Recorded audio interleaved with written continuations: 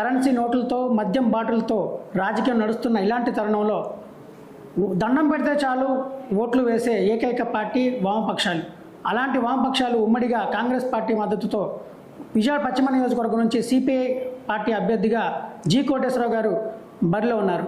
అయితే ప్రజల నుండి వారికి ఎలాంటి ఆదరణ వస్తుంది, ఎలాంటి స్వాగతం లభిస్తుంది అనే దాని మీద ఆయన్నే అడిగి నేరుగా తెలుసుకుందాం. సార్ చెప్పండి, నియోజకవర్గం సంబంధించి గతంలో కూడా మీరు ప్రజాప్రతినిధిగా పనిచేశారు, అలా కార్పొరేటర్గా పనిచేశారు, మీరు ఇప్పుడు ప్రజెంట్ ఎమ్మెల్యే అభ్యర్థిగా పోటీ చేస్తున్నారు. ప్రజల నుండి ఎలాంటి స్పందన వస్తుంది? ప్రజల నుంచి మంచి స్పందన వస్తుంది, అనూహ్యమైనటువంటి స్పందన. ఎందుకనంటే ఇవాళ వచ్చిన వాళ్ళం కాదు, పారాచుట్లో విజయవాడ నగరానికి వలస వచ్చిన వాళ్ళం కాదు. విజయవాడలోనే పుట్టాను, విజయవాడలోనే పెరిగాను, అది కూడా పాత బస్తీలో. కాబట్టి కార్పొరేటర్గా అందరికీ మంచి సేవలు అందించాను అనేటటువంటిది, నిజాయితీగా పనిచేశాను అనేటటువంటి ఒక అభిప్రాయం ప్రజల్లో ఉంది. కాబట్టి ఆ గౌరవం ప్రజలు నాకు ఇస్తూ ఉన్నారు. నేను డోర్ టు డోర్ వెళ్ళినప్పుడు ఖచ్చితంగా ఈసారి కమ్యూనిస్ట్ పార్టీకి ఓటేస్తాం, ప్రశ్నించేటటువంటి వాళ్ళు ఉండాలి అని ప్రజలే చెప్తా ఉన్నారు. ఎందుకనంటే ఇవాళ అసెంబ్లీ చూస్తూ ఉన్నాం, అసెంబ్లీలో ప్రతిపక్షం వాళ్ళు అధికార పక్షం మీద, అధికార పక్షం వాళ్ళు ప్రతిపక్షం మీద వ్యక్తిగత దూషణలు. అంతేకాకుండా ఇళ్లలో ఉన్నటువంటి ఆడవాళ్ళని రోడ్డు మీదకి విడిచి మాట్లాడేటటువంటి విధానం అది కాదు కావాల్సింది. ప్రజాప్రతినిధి అంటే ప్రజల సమస్యల మీద మాట్లాడేవాళ్ళు కావాలి. కాబట్టి ఆ రీతిన మీకు ఓటేసి గెలిపిస్తామని చెప్పి ప్రజల నుంచి మంచి స్పందన వస్తాం. సార్, ఓ పక్కన ఆగర్భ శ్రీమంతుడు కూటమి అభ్యర్థిగా, అలానే అధికార పార్టీ నుంచి మరొక అభ్యర్థిగా బరిలో ఉన్నారు. అంటే వాళ్ళని ఏ విధంగా ఢీ కొట్టబోతున్నారు? మీకు అది సాధ్యపడే అంశమేనా? అదే నేను ప్రజలందరికీ చెప్తా ఉన్నా, సంపన్నులంతా ఒక ప్రక్కన, సామాన్యుడైనటువంటి నేను ఒక పక్కన. డబ్బుతోటే అన్నీ జరగవు. నోట్లతోటి ఓట్లు కొనుగోలు చేసుకోవాలంటే ఇంకా అసలు ప్రజాస్వామ్యంలో విలువలు ఎక్కడ కాపాడతాయి? కాబట్టి ప్రజలు, విజయవాడ నగర ప్రజలు చైతన్యవంతమైనటువంటి ప్రజలు, ఆ వైపుగా ఆలోచిస్తారు ఖచ్చితంగా. ఇవాళ దిగి వచ్చేసి చాలామంది చెప్తా ఉన్నారు, కళ్యాణ మండపాలకి కోట్లు లక్షల రూపాయలు, కులాల వారీగా సమావేశాలు వేసి వాళ్ళకి కళ్యాణ మండపాలు, తర్వాత దేవాలయాలకి డబ్బు. ఇది డబ్బు కాదు కావాల్సింది. మేము ప్రజలకు చెప్తున్నాం, ఇప్పుడు డబ్బు ఇచ్చే ఆయన ఎవరైతే ఉన్నారో పోయిన సంవత్సరం ఎందుకు రాలా, అంతకుముందు సంవత్సరం ఎందుకు రాలా?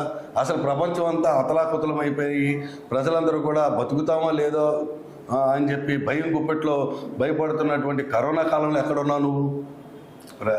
కాబట్టి ఆ కరోనా కాలంలో కమ్యూనిస్టులు విజయవాడ నగర్లో యథేచ్ఛగా మేము రిహాబిలిటేషన్ సెంటర్స్ పెట్టాం.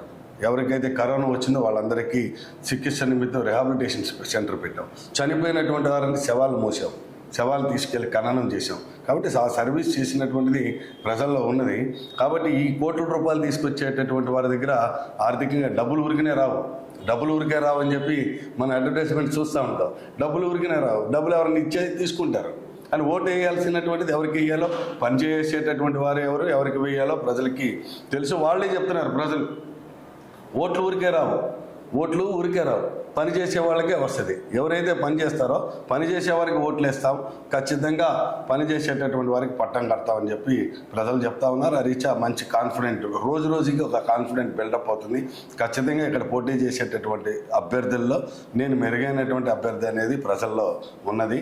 నిత్యము అందుబాటులో ఉండేటటువంటి, రక్షణ వలయంలో ఉండేటటువంటి వారు ప్రజాప్రతినిధులే కాదు, ప్రజలకి రక్షణ వలయంగా ఉండేటటువంటి వారే ప్రజాప్రతినిధి. విజయవాడ పశ్చిమ నియోజకవర్గంలో గత 5 ఏళ్లలో గతంలో ఎప్పుడూ జరగని విధంగా అభివృద్ధి జరిగిందని, అలానే కొండ ప్రాంతాల వారికి కూడా తాగునీటి సరఫరా అందించడం కూడా సఫలీకృతం అయ్యామని చెప్పి దాన్ని మేము చూపించి మేము ఓట్లు అడుగుతామని చెప్పి అధికార పార్టీ చెప్తుంది. ఇవంతా అభివృద్ధి జరిగిందంటారా నియోజకవర్గంలో? అభివృద్ధి ఎక్కడ జరిగిందా అనేటటువంటిది మేము చెప్పక్కర్లా. గత ఎన్నికల షెడ్యూల్ రాక మునుపు లంబాడిపేట ఏరియా మేయర్ గారి కార్పొరేటర్ 46వ డివిజన్ పైప్ లైన్ నిర్మాణం కోసం గోతులు తీస్తే అవి కొన్ని నెలల తరబడి పైప్ లైన్స్ వేయలా, గోతులు పూడ్చలా. మంచినీటి ఎద్దడి అనేటటువంటిది మేము చెప్పేది కాదు, పార్టీల రహితంగానే మహిళలు రోడ్డు మీదకి వచ్చి బిందెలు తీసుకొచ్చి మహిళలు ధర్నా చేశారు మేయర్ డివిజన్లో. ఇప్పటికీ కొండ ప్రాంతం, చిట్టినగర్ ప్రాంతం ఉదయం వెళ్ళా, చిట్టినగర్ ప్రాంతంలో నీటి ఎద్దడి తీవ్రంగా ఉంది. నీటి ఎద్దడి సక్రంగా లేదు, నాణ్యమైనటువంటి పైప్ లైన్స్ లేవు, పైప్ లైన్స్ లీకేజీలు వెళ్ళిపోతున్నాయి. లీకేజ్ అవుతున్నటువంటి వాటర్ లీకేజీని సక్రంగా నిర్వర్తించలేనటువంటి పరిస్థితుల్లో, దౌర్భాగ్య పరిస్థితుల్లో కార్పొరేషన్ ఉంది. ప్రజలు 49 మంది కార్పొరేటర్లు గెలిపించారు వైఎస్ఆర్ కాంగ్రెస్ పార్టీ. వాళ్ళు ఏం చేస్తూ ఉన్నారు? ప్రజల సమస్యల మీద కాకుండా ఎక్కడ ఇల్లు కట్టుకుంటే ఇల్లు కట్టుకునే దగ్గరికి వెళ్ళటం కార్పొరేటరు, ఇల్లు కట్టుకునే దగ్గరికి వెళ్ళి 1,00,00,000 రూపాయలు కనీసం మినిమం, అంతకంటే 6 లక్షలు. మా ఏరియాలో అయితే ఏకలవ్య నగర్ ప్రాంతం ఉంది, ఇప్పుడు ప్రస్తుతం 43 అడుగులు, ఒక ఇంట్లో అయితే 6 లక్షల రూపాయలు. ఎమ్మెల్యే గారు అనూహ్యంగా ఎమ్మెల్యే గారు పక్కనే ఉంటాడు ఆయన కార్పొరేటర్ వాళ్ళంతా కలిసి. కాబట్టి ఇప్పుడు ఉన్నటువంటి వాళ్ళు డబ్బు పెట్టి గెలిచేటటువంటి వాళ్ళు ఎక్కడ రాజకీయ లీడర్స్ వస్తారు, రాజకీయ లీడర్స్ రారు, రాజకీయ బ్రోకర్స్ వస్తారు. బ్రోకర్సే ఈ రకమైనటువంటి పని చేసేది. ఇల్లు కట్టుకుంటే నీకెందుకు ఇవ్వాలా, కార్పొరేటర్కి ఎందుకు ఇవ్వాలా, ఏంటి కార్పొరేటర్ యొక్క బాధ్యత ఏంటి, కార్పొరేటర్ బాధ్యత మేము చేసాం కార్పొరేటర్గా, మంచినీళ్ళు వస్తున్నాయా లేవా, వీధి లైట్లు వెలుగుతున్నాయా లేవా, డ్రైనేజ్ సౌకర్యం బాగుందా లేదా, మురుగు కాలువ పారుదల సక్రంగా ఉందా లేదా, అది కార్పొరేటర్ డ్యూటీ. అంతేగాని ఇల్లు కట్టుకున్నవాడు చూడాల్సింది టౌన్ ప్లానింగ్ సెక్షన్. టౌన్ ప్లానింగ్లో బిల్డింగ్ ఇన్స్పెక్టర్ ఉంటాడు, ఏసీపీ ఉంటాడు, ఆయన పైన సిపి ఉంటారు, వాళ్ళు చూసుకోవాలి. కార్పొరేటర్ డ్యూటీ కాదు. అలాంటి డ్యూటీ ఎవరైనా కార్పొరేటర్ చేస్తే is not at all A corporator, is not at all A political leader, is a broker, political broker నా దృష్టిలో. అంటే ప్రత్యేకంగా మీరు టిట్కో ఇల్లు సంబంధించి అలాగే జగనన్న కాలనీలో సంబంధించిన నాణ్యతా లోపాలను ఎత్తి చూపుతున్నట్టు, అలానే ప్రజలకు సంబంధించి ఇవన్నీ కూడా వివరిస్తున్నట్టు చెప్తున్నారు. అదంతా మీరు ఏ విధంగా ప్రజలకు తీసుకెళ్తున్నారు ఆ టిట్కో ఇళ్ళకి సంబంధించి? టిట్కో ఇళ్ళకి సంబంధించి విజయవాడ నగరంలో 6,586 ఇళ్ళు ఉన్నాయి టిట్కో లబ్ధిదారులు. వాళ్ళు చేసినటువంటి సర్వే ఏది నగరపాలక సంస్థలో నుంచి వచ్చినటువంటి లిస్టు, అర్హుల లిస్టు అది. వీళ్ళల్లో 25,000 కట్టారు, 50,000 కట్టారు, ₹1,00,000 కట్టారు. కట్టి 6 సంవత్సరాల పైన అవుతుంది. ఆ ప్రభుత్వం కట్టినా ఈ ప్రభుత్వం కట్టినా ఎవరి జేబులో సొత్తు కాదు, అది ప్రజల సొత్తు, ప్రభుత్వ సొమ్ము నిర్వీర్యం అయిపోతుంది. ఇప్పుడు చూడండి, మనుషులు సంసారం చేయాల్సిన దగ్గర కోతులు సంసారం చేస్తుంది. వేమవరంలో టిట్కో ఇళ్ళ దగ్గరికి వెళ్తే మొత్తం 90% నిర్మాణం అయిపోయింది. కేవలం అలాట్మెంట్ 10% పూర్తి చేసి అలాట్మెంట్ చేయాలి. అలాట్మెంట్ చేయడానికి ఎవరు అడ్డానికి? 5 సంవత్సరాలు జగన్మోహన్ రెడ్డి అధికారంలోకి వచ్చి ఎందుకు ఇలా ఇస్తే ఆ ప్రభుత్వంకి వస్తుంది పేరు అనేటటువంటి తప్ప వేరేం కాదు. మేము అన్నది నా సిపిఐగా ఎప్పటి నుంచో అనేకసార్లు పోరాటం చేశాం. మా మీద కేసులు పెట్టారు. టిట్కో ఇళ్ళ దగ్గరికి వెళ్ళి గృహప్రవేశాలు చేద్దామని చెప్పి లబ్ధిదారులను తీసుకుని మా అందరి మీద ఇప్పటికీ కేసులు నడుస్తూ ఉన్నాయి. ఎవరు ఇవ్వద్దన్నారు? ఇస్తే వాడికి ప్రయోజనం కలుగుతుందని, రాజకీయ ప్రయోజనం కలుగుతుంది అనేటటువంటి ఉద్దేశంతో ఇవ్వట్లా. కాబట్టి ఆ ప్రభుత్వం చేసినా వీళ్ళు చేసినా గవర్నమెంట్ సొమ్ము, ఆ గవర్నమెంట్ సొమ్మును సద్వినియోగం చేయడంలో జగన్మోహన్ రెడ్డి ప్రభుత్వం ఘోరంగా వైఫల్యం చెందింది. ఖచ్చితంగా నేను అదే ప్రజలకు చెప్తున్నాను. నేను ఎమ్మెల్యే గెలిస్తే ఖచ్చితంగా విజయవాడ నగరంలో ఎవరైతే ఉన్నారో టిట్కో లబ్ధిదారులు వారందరికీ కూడా ఇల్లు ఇప్పించేటటువంటి బాధ్యత నేను తీసుకుంటాను. విజయవాడ కంచుకోటగా ఉంటుంది వామపక్షాలకు, అలాంటిది గణనీయంగా రానున్న భవిష్యత్తులో కానీ ప్రస్తుతం కానీ ప్రభావాన్ని కోల్పోతూ వస్తుంది. అలానే కాంగ్రెస్ పార్టీ ఏదైతే ఉందో రాష్ట్రాన్ని ముక్కలు చేసి రాష్ట్ర భవిష్యత్తును కూడా అంధకారం చేసిందనే వాదన ఉంది. అలాంటి పార్టీతో ఇప్పుడు మీరు పట్టుకున్నారు. అలానే ప్రజెంట్ ప్రభావం కూడా తగ్గుతున్న తరుణంలో మీకు ఏ విధంగా ఓట్లు పడతాయని భావిస్తున్నారు? రాజకీయాల్లో విమర్శ, ఆత్మవిమర్శ చేసుకుంటాం.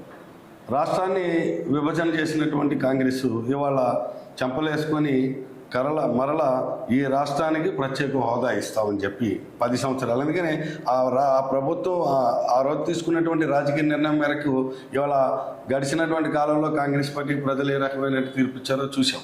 కాబట్టి ఇవాళ వాళ్ళే ఆత్మవిమర్శ చేసుకుని ఖచ్చితంగా వస్తే, అధికారంలోకి వస్తే ప్రత్యేక హోదా మొదటి సంతకం అని చెప్పి రాహుల్ గాంధీ గారు చెప్పాడు. కాబట్టి ఆ రోజు మేము చెప్పాం, ఈ రోజు మేము చెప్తున్నది ఆంధ్రప్రదేశ్కి ప్రత్యేక హోదా ఇవ్వాలని చెప్పి పోరాటం చేసింది ప్రప్రదంగా సిపిఐ. అందరినీ కూడా కలుపుకొని వెళ్ళాం. అదే క్రమంలో ఇవాళ నాకు వచ్చేటప్పటికి విజయవాడ నగరంలో కమ్యూనిస్ట్ పార్టీల యొక్క అభిమానించేటటువంటి వారి జనం యొక్క అభిమానం ఇంకా ఏం తగ్గలేదు. ఖచ్చితంగా ఓటింగ్ కమ్యూనిస్ట్ పార్టీ ఓటింగ్ ఉంది, కాంగ్రెస్ పార్టీ ఓటింగ్ ఉంది. అందున పోటీ చేసే ఎలక్షన్ అనేటటువంటి వివిధ కోణాల్లో చూస్తారు. రాజకీయ కోణమే కాకుండా పోటీ చేసే అభ్యర్థులు, గుణగణాలు, రాజకీయ పొత్తులు, రాజకీయాల్లో ఇప్పుడు జరుగుతున్నటువంటి ఎత్తులు. నేను జనాలు చెప్తాను, ఎందుకు వేయాలా బీజేపీకి, వైఎస్ఆర్ కాంగ్రెస్ పార్టీకి ఎందుకు వేయాలా? ఈ రాష్ట్రాన్ని విభజించి ఈ రాష్ట్రానికి ప్రత్యేక హోదా ఇస్తామన్నటువంటి బీజేపీ ఎందుకు ఇవ్వాలా? 10 సంవత్సరాలు కావాలని చెప్పారే మీరు అధికారంలో ఉన్నప్పుడు. మరి మీరు అధికారంలోకి వచ్చిన తర్వాత, రాష్ట్రం విడిపోయిన తర్వాత ఎందుకు ప్రత్యేక హోదా ఇవ్వలేనటువంటి ఎందుకు ఇవ్వట్లేదని చెప్పి వైసీపీ పార్టీ ఎందుకు మాట్లాడట్లా?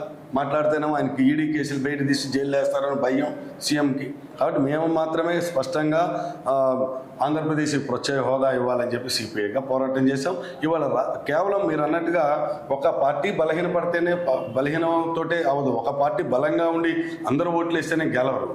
పార్టీ బలము ప్లస్ వ్యక్తిగతంగా పోటీ చేసేటటువంటి అభ్యర్థి, తర్వాత రెండోది ఉన్నటువంటి రాజకీయ పరిస్థితుల్లో ప్రజలందరూ కూడా ఒక భావంకి వస్తేనే తప్ప గెలుపనేటటువంటి సాధ్యం కాదు. కానీ ఒకళ్ళే ఒక పార్టీగా చేయటం అనేటటువంటిది మొత్తం జనాల్లో ఏ పార్టీ అయినా పార్టీ జనాభా యొక్క పర్సెంటేజ్ చూస్తే 10% కూడా ఉండదు.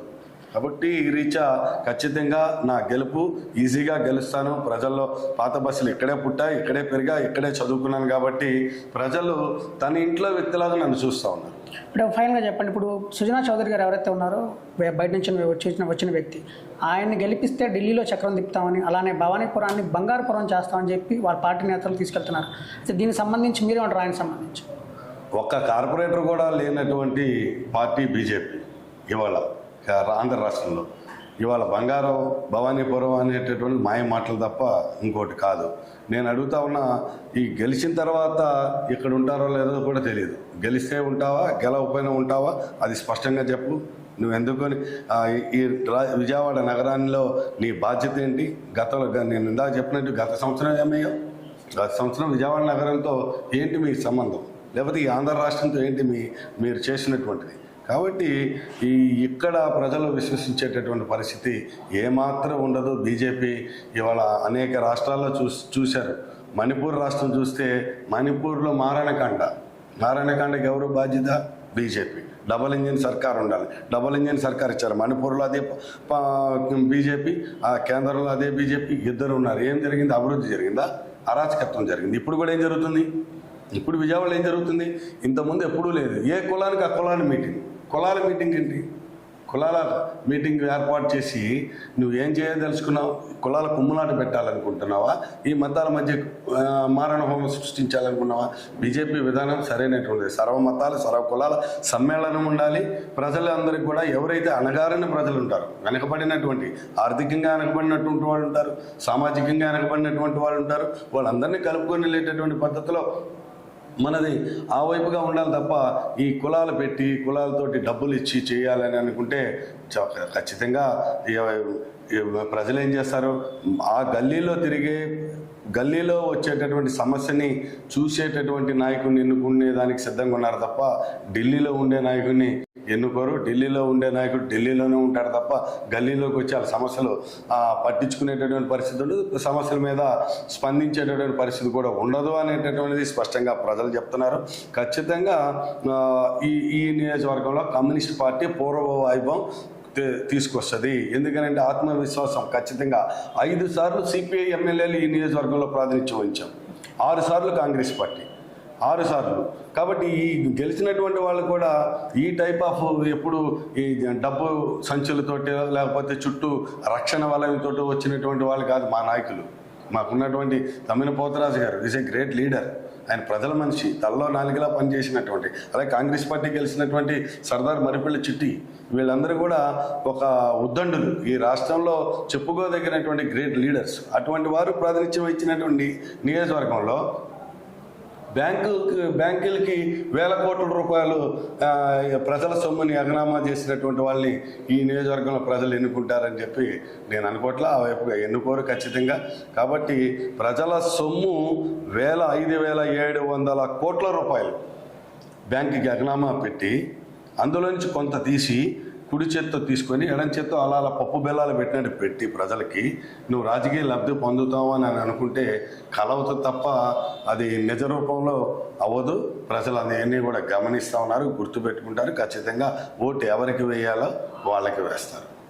ఓకే, మొత్తంగా అయితే కులాల వారీగా విభజించి రాజకీయం చేస్తున్నారని, ఎక్కడి నుంచో వచ్చి ఇక్కడ రాజకీయం చేస్తే చల్లదని స్థానికులకే ప్రజలు పట్టం కడతారని చెప్పి సిపిఐ అభ్యర్థి జీ కోటేశ్వరరావు స్పష్టం చేస్తున్నారు. కెమెరామ్యాన్ నాగేశ్వరరావుతో స్కై న్యూస్ సత్య.